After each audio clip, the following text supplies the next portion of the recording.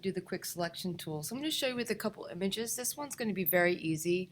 So on your toolbar, initially it shows object selection tool, but what you're going to do is go down to the quick selection tool, and you always start from the center. My brush is really tiny right now, and I want to make it bigger, so I could simply go up here into my toolbar. I need to make sure I'm in my plus zone, and I can actually make the size larger, and so I can click from the center.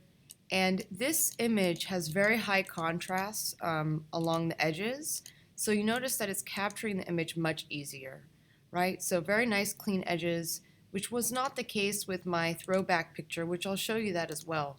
So once we're in that menu, what we could do is we could see the selection is nice and clean. Because we're in our selection tool, we get the selected mask option.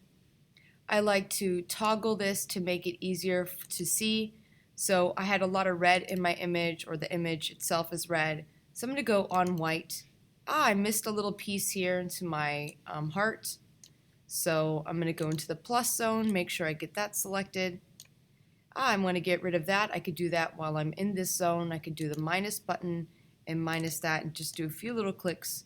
To get a little bit close, Command plus, use my space bar to wiggle around just to be nice and perfect.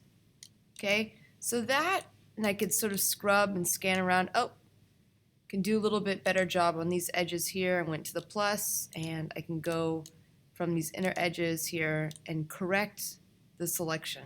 Okay, we can also do that in the mask, and I'm going to show you how to do that in the other zone. I can make it smaller. There's these brackets on your keyboard. That's what I use to do that, to be a little bit faster. Okay, so it looks pretty good.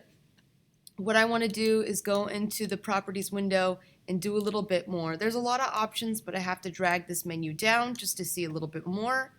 I love to use the smooth, okay, to smooth that selection, the edges. That helps a lot, especially when you're doing people.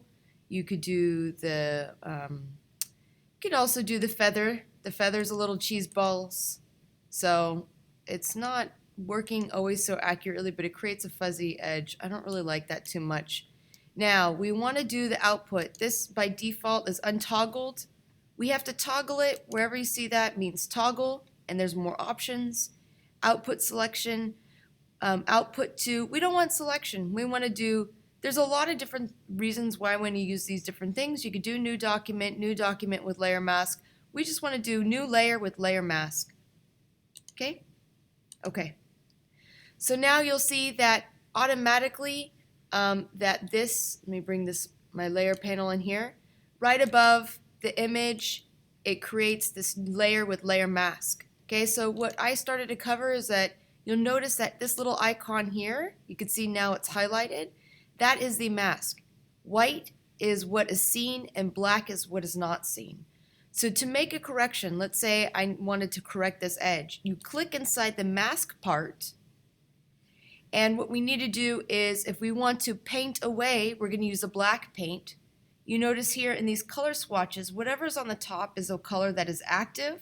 We can also toggle between these. We could change the color, but for the purposes of the mask, if I want to subtract, I'm going to use a black. And then what I'm going to do is use my brush tool. There's a lot of things that look like brushes. It's actually this one here. We click on it.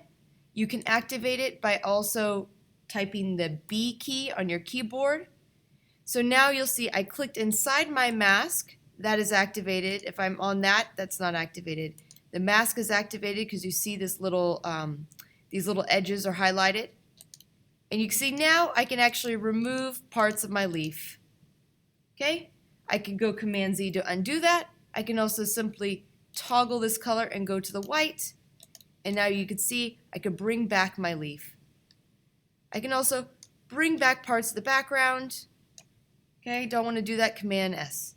So now you know what is the mask tool, right? The quick selection, and I'll show you another example with my portrait.